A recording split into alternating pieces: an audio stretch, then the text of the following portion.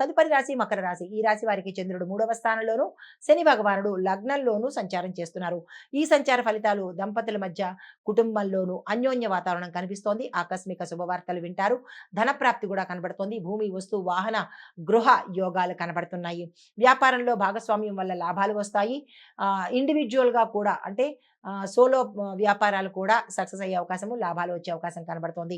కొత్త ఒప్పందాలు అనుకూలంగా ఉంటాయి. కుటుంబంలో అన్యోన్యంగా ఉంటుంది. అనారోగ్య సూచనలు అస్సలు ఏమీ కనిపించడం లేదు. చాలా చక్కగా సానుకూలంగా దిగ్విజయంగా ఈ రోజు ఉండబోతోంది. మీరు ఏ కార్యం చేసినా సక్సెస్ అయ్యేందుకు అవకాశాలు చాలా ఎక్కువగా ఉన్నాయి. వృధా చేసుకోకండి. అయితే ఉద్యోగంలో మీ పై అధికారుల మద్దతు లభించడంతో పాటు ప్యాకేజీ పెరగడము, ప్రమోషన్స్ రావడము, స్థాన చలనాలు కూడా గోచరిస్తున్నాయి. ఆ విషయంలో మీరు సంతోషించదగ్గ విషయము. దానికి అనుకూలంగా స్పందించే ప్రయత్నం చేసుకోండి. మీకు చెప్పదగిన పరిహారము శివాలయం దర్శనం చేసుకోండి. మీ పేరిట అర్చన కానీ లేదా అభిషేకం కానీ చేయించుకున్నట్టయితే మరింత మంచి ఫలితాలు పొందుతారు. నమస్తే. తదుపరి రాశి కుంభరాశి. ఈ రాశి వారికి చంద్రుడు 2వ స్థానంలోను, శని భగవానుడు 12వ స్థానంలోను సంచారం చేస్తున్నారు. ఈ సంచార ఫలితాలు శత్రువుల మీద విజయం సాధిస్తారు. గుప్త శత్రువులు బయటకు వచ్చే అవకాశం కనబడుతోంది.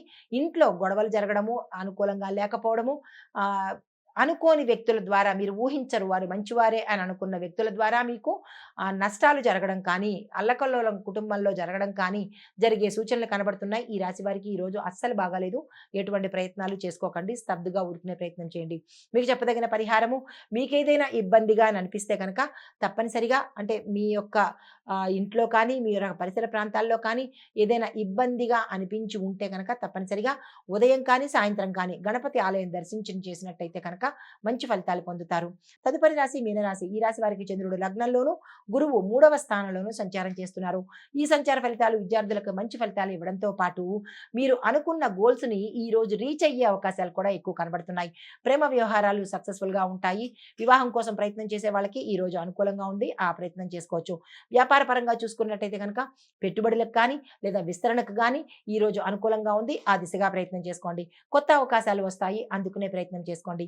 మీకు చెప్పదగిన పరిహారము, మీ దగ్గరలో ఉన్న ఏదైనా విష్ణు సంబంధిత ఆలయాలు కానీ, గురు సంబంధిత ఆలయాలు కానీ దర్శనం చేసుకుని అక్కడ మీ పేరిట పూజ చేయించుకోవడం కానీ, స్వామివారి దగ్గరలో అక్కడ ఉండే చెట్టు దగ్గర, రావి చెట్టు కావచ్చు, వేప చెట్టు దగ్గర కావచ్చు, దీపం పెట్టుకుని మీ యొక్క సమస్యను చెప్పుకున్నట్టయితే కనుక మంచి ఫలితాలు పొందే అవకాశం ఉంది. నమస్తే.